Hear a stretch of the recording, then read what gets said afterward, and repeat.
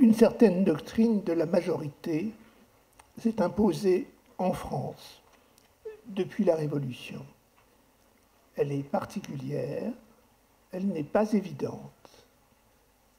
Il faut commencer par la rappeler afin de mieux signaler le piège qui la guette, parce qu'un piège la guette. Elle repose sur une première équation. Encore aujourd'hui, la France se veut à la fois une république et une démocratie. Les deux noms ne sont ni synonymes historiquement, ni synonymes politiquement. Mais en France, on peut considérer que la démocratie, aussi bien politique que sociale, ne se conçoit pas sans la forme républicaine de gouvernement, alors même qu'en Europe, plusieurs démocraties tenues pour exemplaires sont des monarchies. Je pense aux pays scandinaves, aux Pays-Bas, à la Grande-Bretagne. La liste suffit. En sens inverse, la plupart des dictatures dans le monde, et en Europe, beaucoup de régimes autoritaires, sont des républiques. Donc, la première équation ne va pas de soi. Deuxième équation, le prédicat démocratique et le prédicat majoritaire tendent à s'équivaloir et même à s'échanger. Par définition, la démocratie repose de manière cruciale sur le tous. La démocratie politique est l'accès de tous au pouvoir, la démocratie sociale est l'accès de tous aux fruits de la richesse, la démocratie sociétale est l'accès de tous à la parole. Posons la thèse, la démocratie se définit désir du tous. Le tous est alors le point idéal vers lequel tendent les réalisations empiriques de la démocratie. Sur les lignes de fuite qui mènent à ce point idéal, on rencontre des figures empiriques qui fonctionnent comme des pierres d'attente, des promesses du tous. Parmi elles, en France, et pas forcément ailleurs, le majoritaire occupe une place privilégiée. La majorité, par définition, est partielle, mais elle vaut, je dirais, comme une image humaine et terrestre du tous céleste et idéal.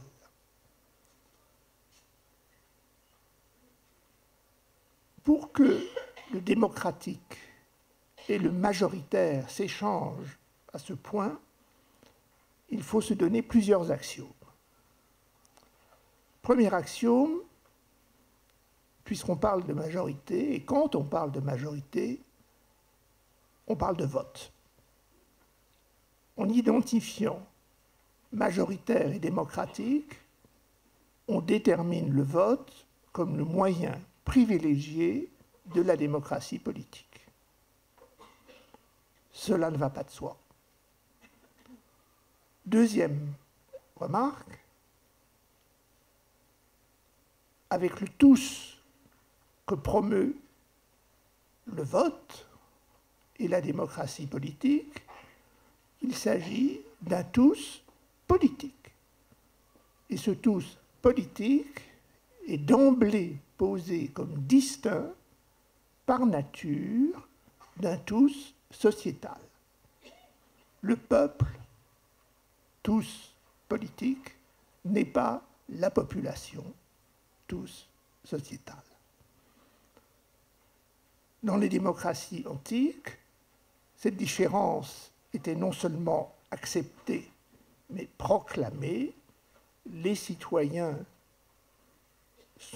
constituent à eux seuls le tous politique, alors que visiblement, ils ne sont pas majoritaires dans la société, puisque les citoyens n'incluent ni les femmes, ni les esclaves, ni les étrangers domiciliés. Il y a beaucoup plus de non-citoyens à Athènes que de citoyens, et pourtant, Athènes est une démocratie parce que le pouvoir appartient aux tous politiques et non pas aux tous sociétal. Mais la France n'est pas la démocratie antique. Robespierre le dit lors de son dernier discours,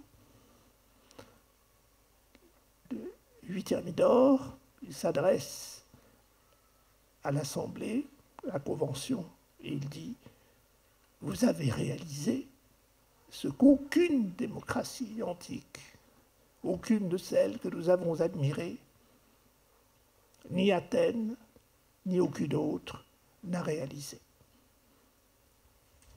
Qu'est-ce que la première République française a réalisé et qu'est-ce que les républiques suivantes, jusqu'à la 5e comprise, prétendent vouloir réaliser? C'est la coïncidence du tous politique et du tous sociétal.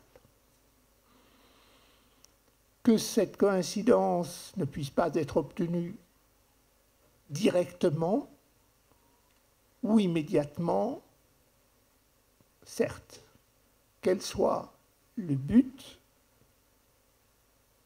c'est aussi certain.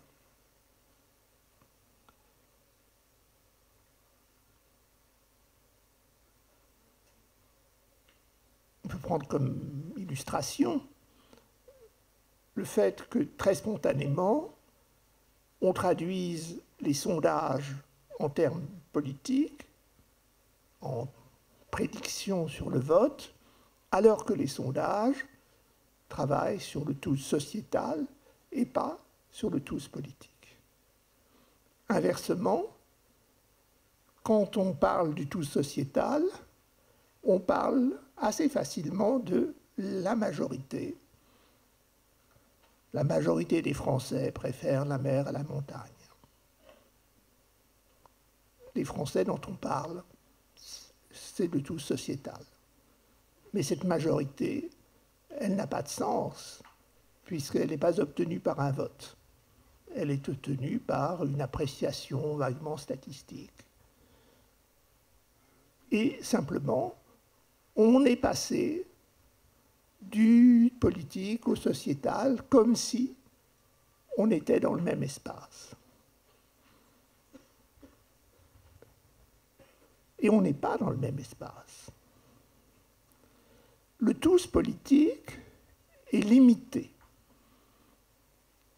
puisque la démocratie est identifiée à la République élective, il est défini par les listes électorales. Le tout sociétal est un tout illimité. Dès que l'on met le plus petit bout de petit doigt dans une activité sociale française, par exemple consommer un pastis au bistrot, en descendant de sa Bentley et sur le chemin qui vous mène au Qatar, vous faites partie, pour un instant, du tout sociétal français, parce que le tout sociétal français ne connaît pas de principe d'exclusion, ne connaît pas de principe de limitation, il est illimité.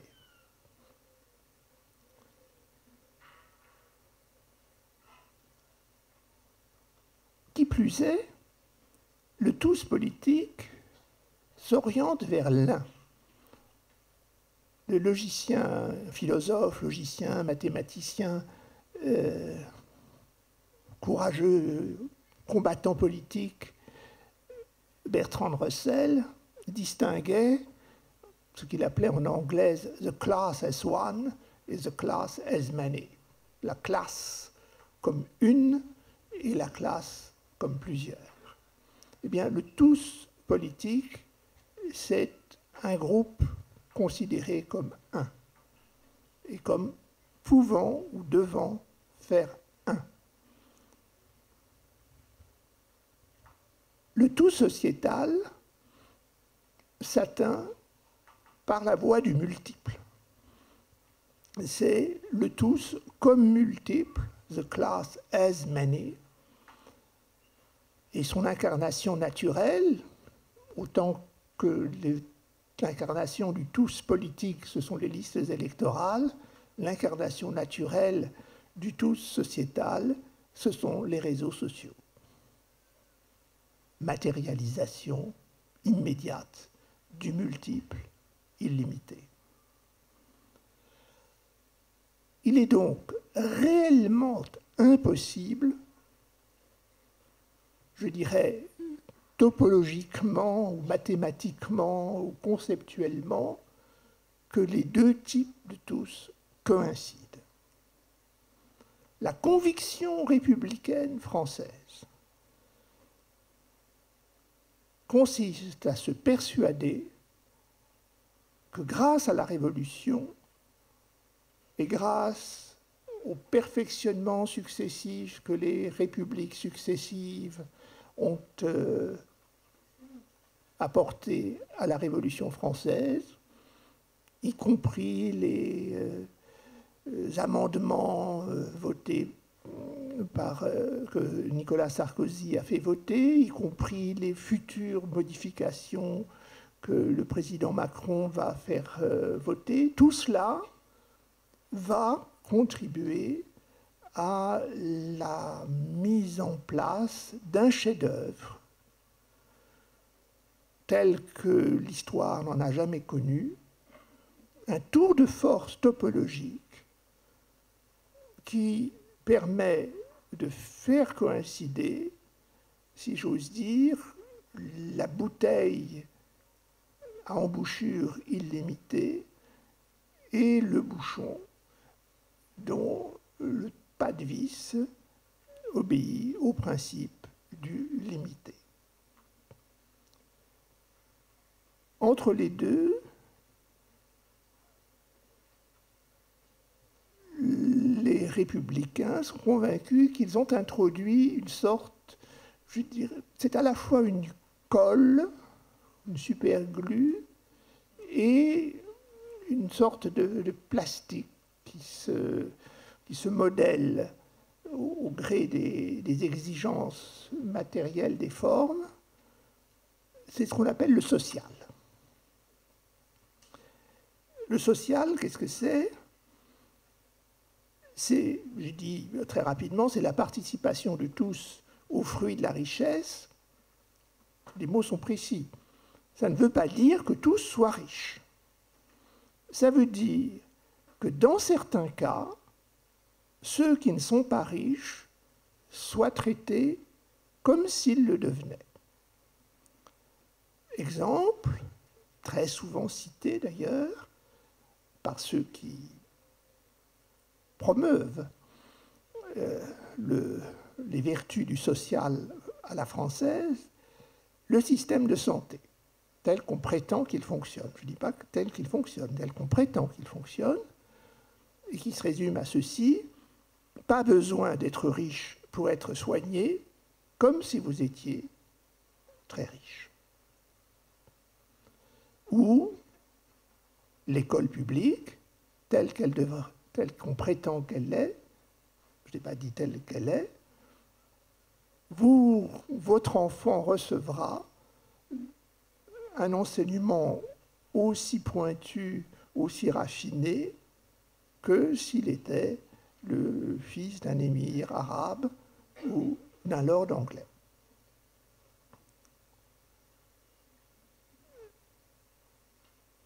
Pour les optimistes, le social, la superglue sociale, retraduit en droits sociaux les paroles qui se font entendre dans le tout sociétal ou sur les réseaux du tout sociétal. Grâce à cette traduction, le tous politique va pouvoir répondre, enfin, comprendre les paroles et leur adresser des réponses appropriées.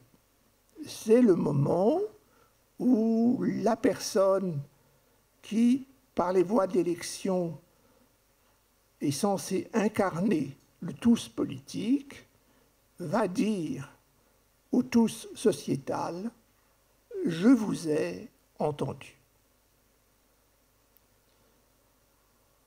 Dans sa version pessimiste, on dira que le tous politique achète à coups de droits sociaux le silence du tous sociétal.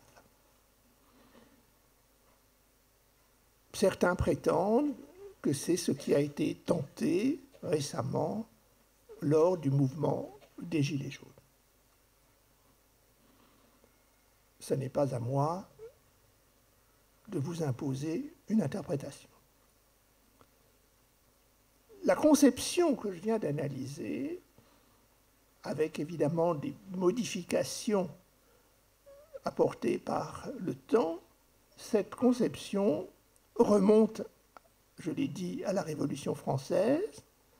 Elle s'est imposée partout où la Révolution a marqué de son empreinte la notion de démocratie, et elle ne s'est pas imposée là où la Révolution française n'a eu aucune influence, par exemple aux États-Unis. Aux États-Unis, la notion de majorité, de minorité, le rapport entre le tous politique et le tous sociétal ne sont pas du tout conçus de la manière française. La superglue sociale n'y existe pratiquement pas, et en tout cas n'a pas le rôle d'adaptateur qu'elle est censée jouer en France entre un tous politique et un tous sociétal qui ont des structures radicalement inconciliables et pourtant qui doivent se concilier. Aux États-Unis, il est admis comme un fait irrémédiable que le tous politique, incarné par la Constitution, disons, et le tous sociétal n'ont aucun rapport. On respecte la Constitution, d'autant plus qu'on sait que la société états-unienne n'est nullement représentée, n'est nullement pertinente, et réciproquement pour le tous sociétal.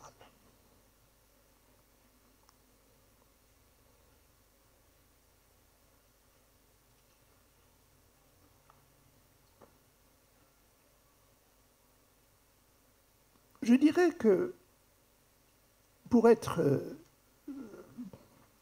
conséquent, il faut que je commence par signaler un paradoxe.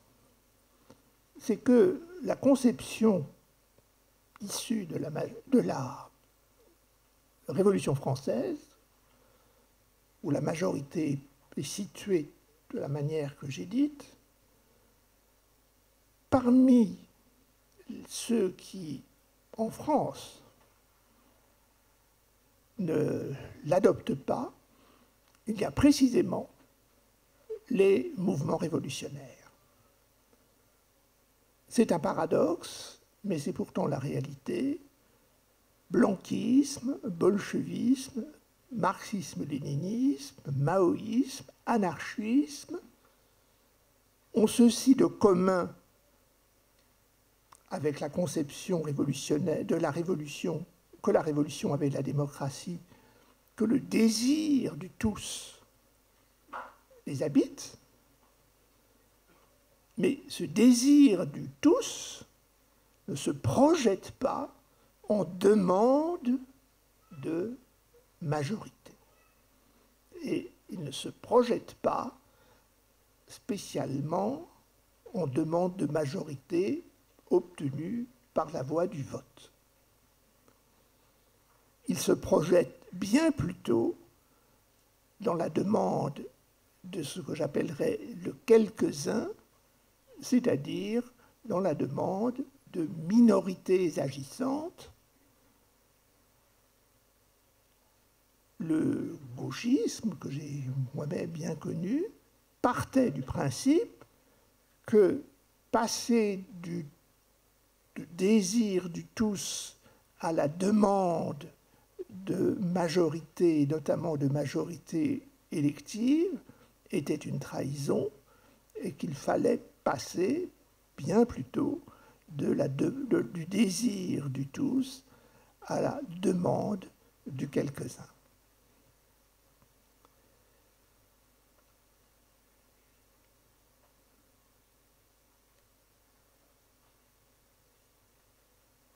Cela, les groupes révolutionnaires, si j'ose dire, le savent. Et ils l'acceptent. C'est-à-dire qu'ils savent que du côté de ceux qui articulent le tous politique autour du désir du tous et de la demande de majorité, le choix des mouvements révolutionnaires, qui consiste à appuyer le désir du tous sur une demande de minorité, est très fréquemment perçu dans le registre du complot, catégorie infamante. Je répète, les mouvements révolutionnaires le savent. Ils l'acceptent. Ça fait partie, si j'ose dire, de la nécessité même de leur combat politique. Ils savent qu'au nom de la démocratie qui est leur idéal à eux aussi, ceux qui, en face d'eux, du côté du gouvernement régulièrement élu, se réclament aussi de la démocratie, va venir contre eux l'accusation de complot.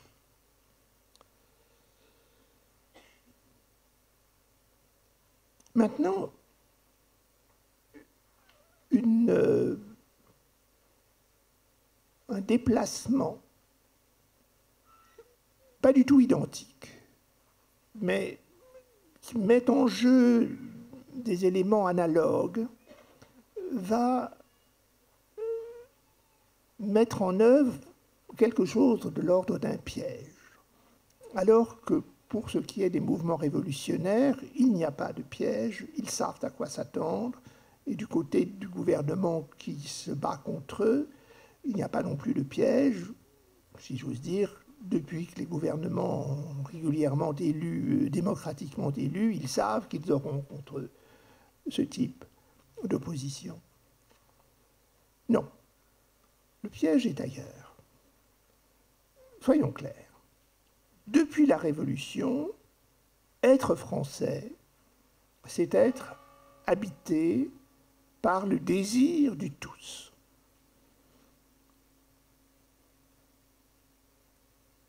Et majoritairement, ce désir du tous, le porteur du nom français l'articule en une demande de majorité.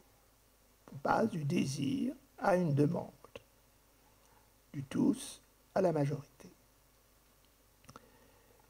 Mais je vous rappelle que l'objet du désir démocratique, ça n'est en vérité que l'imaginarisation politique de l'idée du bien. C'est le nom, le tous, et le nom du bien en politique. C'est cela, une manière de résumer le désir démocratique. Mais alors, ceux qui n'aspirent pas à devenir majoritaires sont soupçonnables d'avoir renoncé au bien. Et surtout, s'il se révèle que leur désir lui-même n'est pas de manière évidente un désir du tous.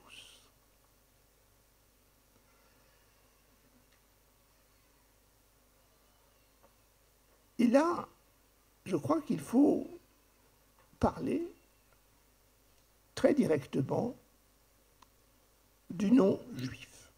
Le non-juif est structuré de telle manière que les porteurs de ce nom ne sont pas habités par le désir du tous. Ils ne sont pas habités par le désir que tous soient porteurs du non-juif. Alors que les chrétiens sont habités par le désir que tous soient chrétiens. Le désir qui habite les porteurs du non-juif, c'est un désir qui est porté par quelques-uns. La demande majoritaire qui articulera ce désir ne va, ou plus exactement la demande qui va articuler ce désir, ne va pas prendre la forme majoritaire. La demande majoritaire va s'étioler et elle va prendre plutôt la forme de l'indifférence au nombre. Il y a donc un croisement, évidemment, entre le désir de ceux des porteurs du non-juif et le désir des démocrates des mouvements révolutionnaires. C'est au niveau de la mise à l'écart de la demande majoritaire. Même si le désir n'est pas du tout le même, puisque le désir révolutionnaire est un désir du tous, et que le désir juif n'est pas un désir du tous, mais un désir du quelques-uns. J'ai été extraordinairement frappé en écoutant la vidéo de Benny Lévy dans l'expo des 40 ans, qu'il exprime très précisément cette articulation en relation avec la création des éditions Verdier, d'une part, et aussi, je ne dirais pas surtout, mais au moins autant, en relation avec l'abandon de la vision politique du monde. La vision politique du monde était, pour Benny Lévy et tous ceux qui partageaient sa conviction maoïste, était fondée sur un désir du tous. La démocratie, quel que soit le nom qu'on lui donne, c'était plutôt le nom de peuple que le nom de démocratie, mais peu importe, le tous était au centre du désir politique maoïste.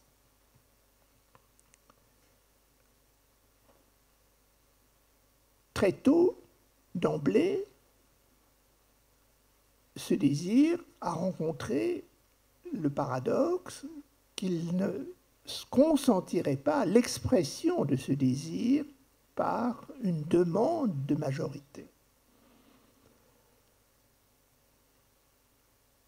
Et Benny explique, sans passer par les mêmes voies que moi, que ce consentement à l'indifférence au nombre, il y accède par deux voies. D'une part, par l'abandon de la vision politique du monde, et d'autre part, par la redécouverte des textes juifs. Et c'est cela qu'à ses yeux concentre la création des éditions Verdier, fondée, il en souligne le paradoxe, est-il normal qu'à sa naissance, une maison d'édition se pense, se veuille, se déclare à elle-même indifférente au nombre, c'est-à-dire au nombre de volumes, au nombre de lecteurs, au nombre d'acheteurs. Tout cela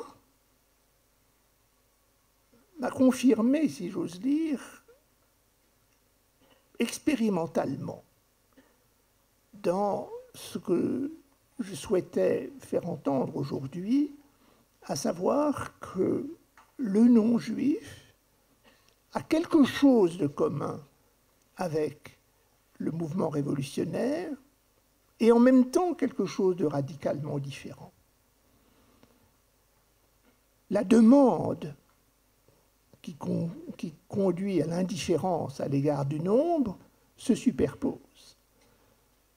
Mais le désir n'est pas le même, puisque le désir du mouvement révolutionnaire reste un désir du tous et du tous politique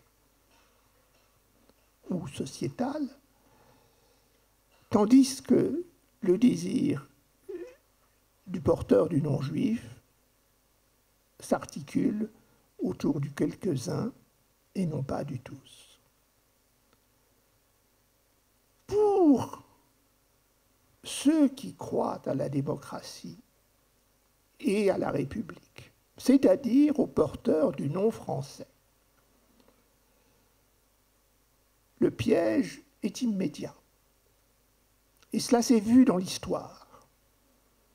Dès les premiers temps de la Troisième République, le discours républicain s'est révélé vulnérable à la thématique du complot juif.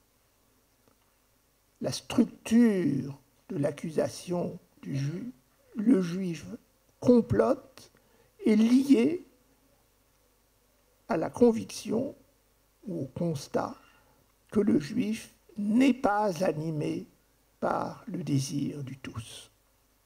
Il ne le partage pas. Il peut l'estimer, en respecter la grandeur, il ne le partage pas.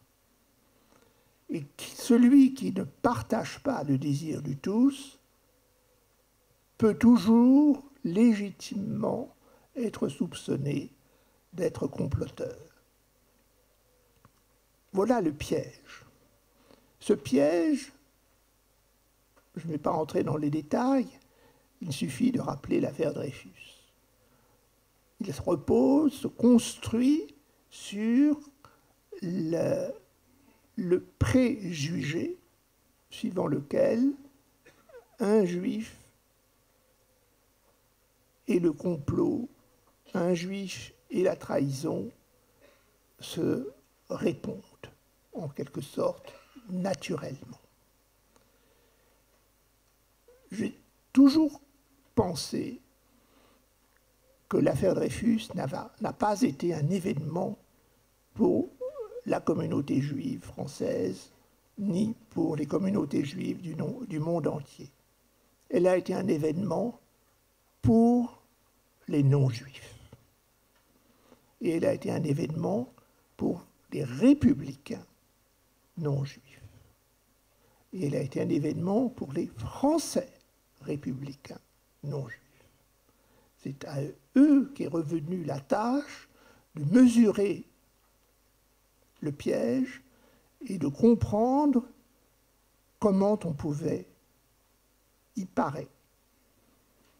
La réponse qu'ont donnée les anti-Dreyfusards, et qui me paraît être toujours la seule possible, c'est que s'il est vrai que les porteurs du non-juif ne sont pas habités par le désir du tous, alors il appartient aux non-juifs d'être habités par le désir du tous en ce qui concerne les porteurs du non-juif.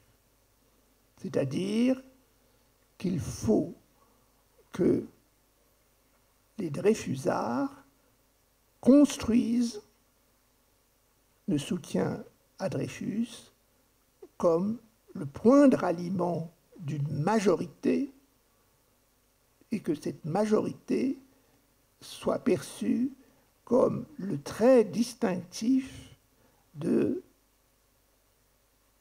la saisie par les sujets,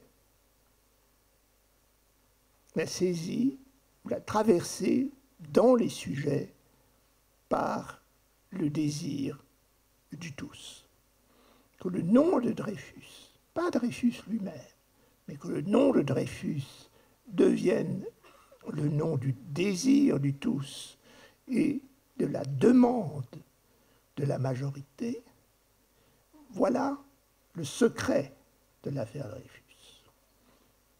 Et le secret de la victoire des Dreyfusards, qui est la véritable fondation de la Troisième République.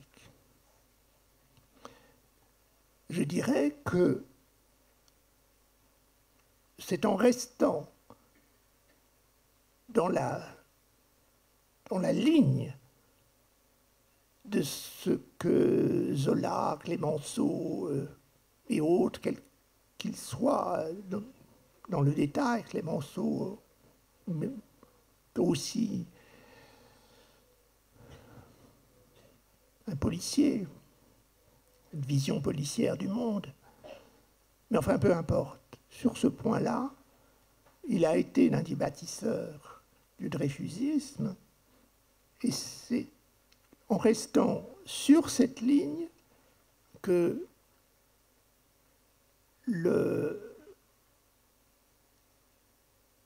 appelons cela la conviction française, le chef-d'œuvre français, qu'on appelle à la fois républicain et démocratique, peut éviter le piège du complot juif. C'est la croyance spontanée dans le complot juif. Croyance spontanée qui revient, comme vous le savez, tous les jours, comme croyance et comme spontanée.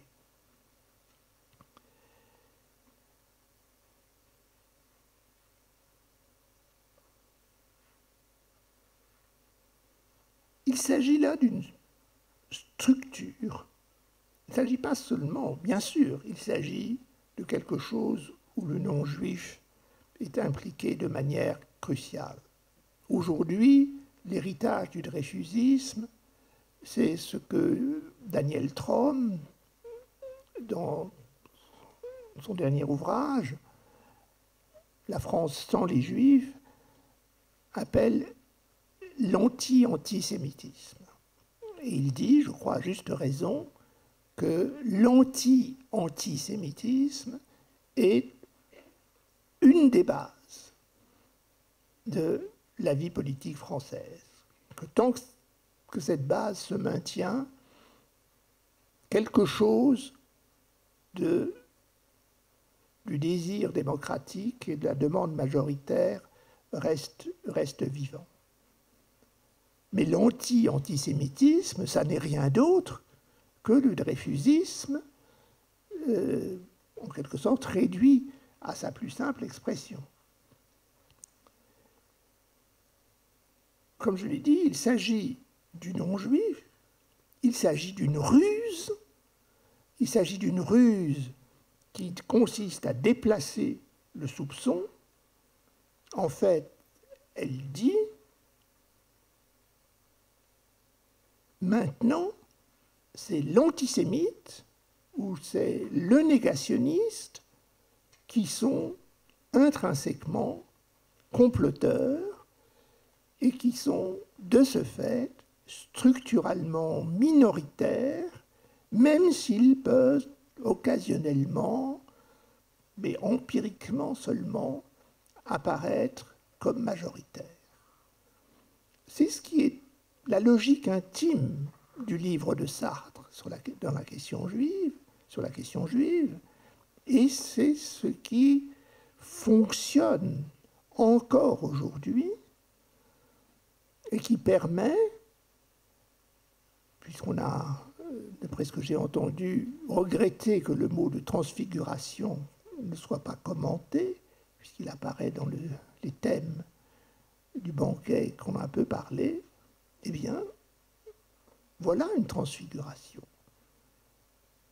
L'antisémite, qui se pensait à l'époque d'Édouard Drummond comme éternellement majoritaire en France, est devenu, par l'affaire Dreyfus et le dreyfusisme, éternellement minoritaire. Voilà la thèse. Et c'est la thèse que reprend la notion d'anti-antisémitisme de Daniel Tromp.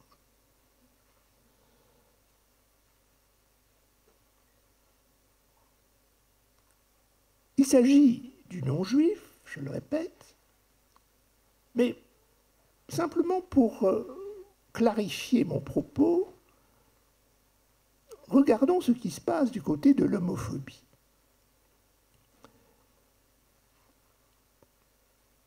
Même si ça n'est plus vrai tout à fait aujourd'hui, ou pas dans les mêmes termes, mais lorsque le mouvement gay a commencé en France, il était animé de la conviction que les homosexuels étaient voués à rester toujours minoritaires dans la société française.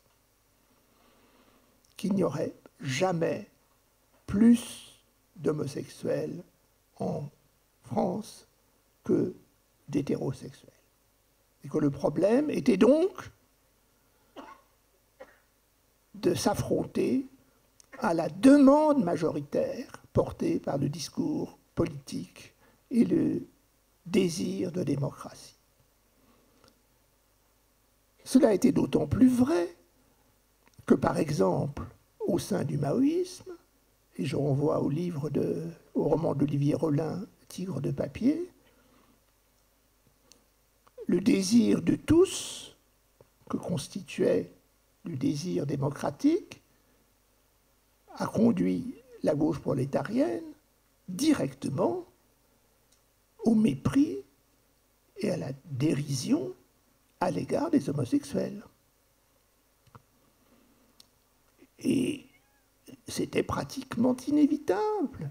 Plus vous êtes convaincu que seul le tous est le critère du vrai, à partir du moment où une société où tous seraient homosexuels n'est pas pensable en termes maoïstes, pour toute une série de raisons, parmi lesquelles l'attachement maoïste à la procréation non médicalement assistée.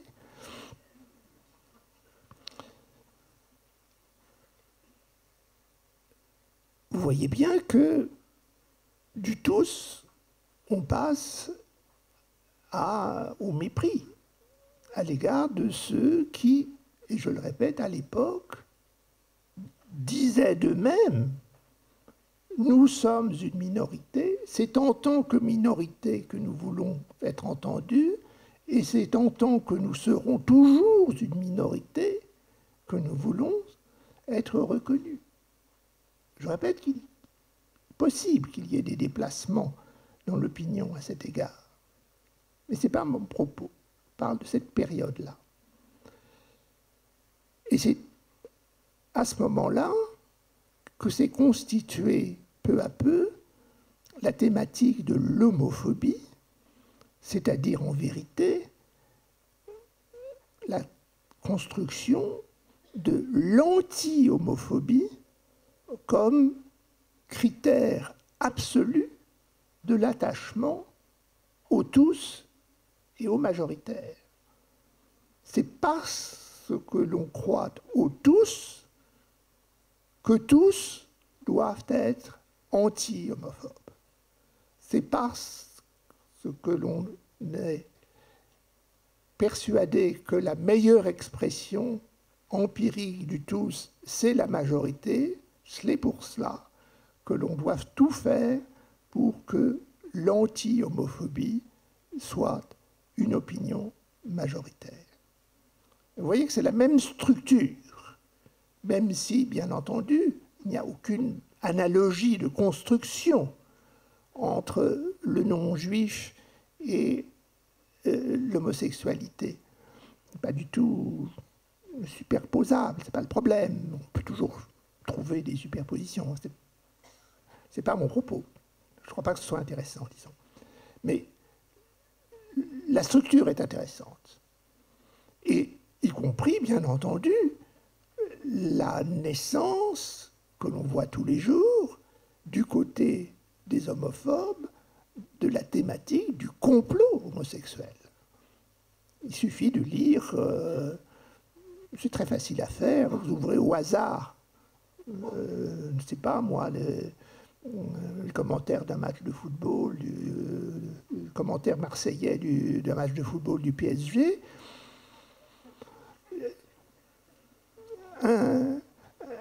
un tweet sur 10, c'est sur un complot, sur un complot homosexuel, croisé avec un complot juif, plus un complot qatari. Enfin bon, les complots se nouent ensemble, peu importe. Mais ce qui m'intéresse, moi, c'est que la thématique du complot se relie si facilement à la thématique du minoritaire. Parce que si l'on est persuadé, et quand on est homophobe, on l'est, que les homosexuels sont fondamentalement voués à être une petite, misérable minorité, c'est pour ça que l'on croit qu'ils complotent et qu'ils vont devenir tout-puissants. Le passage du très petit nombre à la toute-puissance, bon ben, le complot juif, c'est ça. Les juifs sont très peu nombreux, mais c'est pour ça qu'on les voit partout. Les gays sont très peu nombreux, mais c'est pour ça qu'on les voit partout, etc., etc. Cette logique-là, c'est la logique même du complot. Il existe une détestation inverse, pas besoin de vous le rappeler, c'est la détestation à l'égard des majoritaires. Pas des minoritaires, mais des majoritaires. Par exemple, qu'est-ce qu'on reproche en France aux musulmans? C'est d'être non seulement nombreux, mais d'être traversés, comme les chrétiens, comme les bouddhistes, par le désir de tous. Un chrétien sincère désire que tous les êtres humains soient chrétiens. Un musulman sincère désire que tous les êtres humains soient musulmans. Pourquoi s'en étonner? Pourquoi s'en choquer? La détestation à l'égard de ceux qui se veulent majoritaires existe, bien entendu. La seule différence avec la détestation à l'égard de ceux qui se veulent minoritaires, ou en tout cas qui désirent le quelques-uns, c'est que la démocratie, si j'ose dire, peut détester des musulmans, mais pas, je veux dire, il n'y a pas de piège particulier. C'est une détestation à laquelle elle peut aller sans piège pour elle-même. Mais disons que en France, la France démocratique et républicaine est ouverte à deux voies pour que moi, je déteste quelqu'un d'autre. Je peux le détester parce qu'il, à ma différence, moi qui suis porteur du nom français et qui, comme français, suis habité du désir du tous et de la demande de majorité, je peux le détester parce qu'il n'est pas habité par le désir du tous. Et parce qu'il n'est pas habité, parce qu'il n'exprime pas la demande de majorité. Et je peux aussi le détester parce qu'il est habité par la demande de majorité et par le désir du tous. Simplement, ce que je crains de lui, c'est que le tous donc qu'il désire et la majorité qu'il demande remplacent le tous que moi je désire et la majorité que moi je demande. C'est ça le thème du remplacement. Et c'est pourquoi la détestation des majoritaires est une détestation fondée sur la thématique du remplacement et non pas sur la thématique du complot. Alors bien entendu, la logique de la détestation est telle qu'elle peut mêler aussi bien le complot que le remplacement. Mais malgré tout, il y a deux voies différentes. Je vais essayer de conclure sur une dernière partie que je vais malheureusement être obligé de résumer. Le point de départ de mon intervention est une phrase qui a été prononcée au début du mouvement des Gilets jaunes par, je ne sais même pas si c'était un représentant majeur, en tout cas elle m'avait frappé. C'était la phrase suivante: nous sommes la majorité.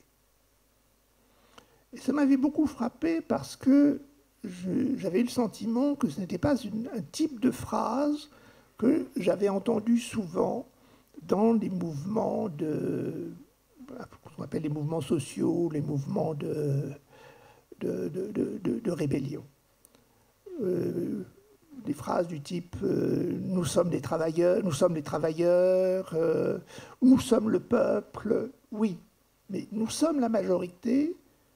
Ça m'a frappé. Et je me suis dit, mais d'abord, que veut-il dire? De quel droit le dit-il? Qu'est-ce qui se passe autour de cet usage du mot majorité? Généralement, majorité, c'était lié au vote. Là, il ne s'agissait évidemment pas de vote, mais bien plutôt du contraire. Bref, je me suis interrogé. Et je dirais que ce qui m'est apparu, c'est que le mouvement des Gilets jaunes, peut-être pas en tant que tel, mais ce qui s'est exprimé à travers ce mouvement, c'est le refus du chef-d'œuvre que je résumais précédemment, c'est-à-dire de ce vissage réciproque du tous sociétal et du tous politique.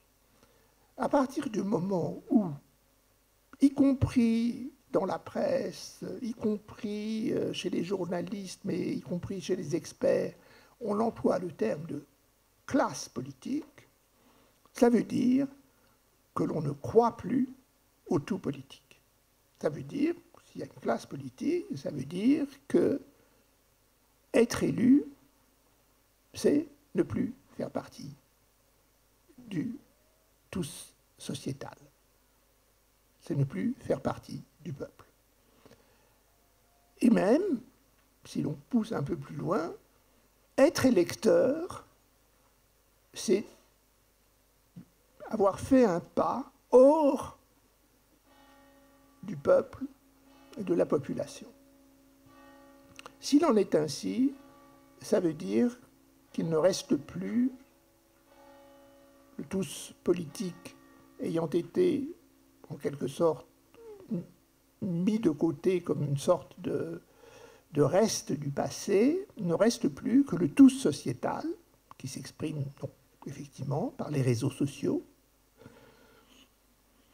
Or, le tous sociétal, il est constitué de minorités au pluriel, et la notion de majorité n'a pas de signification très précise, sinon la possibilité qu'une minorité se pense suffisamment nombreuse pour être plus nombreuse que les autres. Pas non, évidemment, forcément pas plus nombreuses que les autres additionnées ensemble. Donc pas majoritaires en ce sens-là, mais plus nombreuses que les autres prises une à une. Et si on dit « nous sommes la majorité », et si on considère que la légitimité que l'on a à dire « nous sommes la majorité », c'est parce que l'on est, en tant que minorité, plus nombreux que n'importe quelle autre minorité prise une à une, en vérité, c'est le droit du plus fort. Et là, je voudrais rappeler ce que dit Hannah Arendt. La politique, ça commence par la décision « on ne tue pas son adversaire ». Et je généraliserai. Je dirais, la politique, c'est que la force physique, qu'elle soit la force d'un corps ou de plusieurs corps additionnés, ou la force du nombre de ceux qui tiennent des propos, tout cela n'est pas pertinent. Le vote n'est pas l'expression de la force physique d'une opinion. C'est ça l'idée politique. Si on renonce à cela, ça veut dire qu'on considère que la relation de force est finalement le dernier mot de la relation entre les différentes minorités qui constituent le tous sociétal.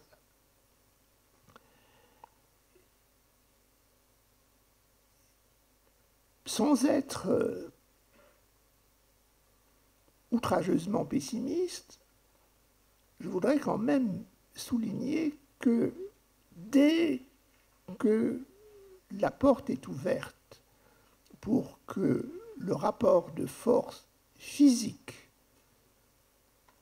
que ce soit cette physique de la voix plus forte, la voix, je veux dire, vibration des cordes vocales, ou la force physique des muscles, ou la force physique du nombre, ou la force physique du nombre des followers sur un site, ou, etc. Enfin, ces différents types de forces physiques-là, à partir du moment où cela devient la seule source de légitimité, il n'y a pas d'alternative, par exemple, le vote secret n'est pas une alternative. À partir de ce moment-là, je ne vois pas de point d'arrêt sur la route qui conduit de la pertinence de la force physique à la mise à mort d'un corps par un autre. Aussi, quand j'ai entendu cette phrase, « nous sommes la majorité », j'ai eu le sentiment que ce « nous » pouvait paraître en quelque sorte blanchi, innocenté par l'usage du mot « majorité », qui est un mot qui exprime une légitimité politique, mais que si on revenait de ce mot, si on analyse, sur ce mot, et si on l'analysait pour lui-même, on se rendait compte que ce nous était en réalité un nous menaçant. Je vous remercie.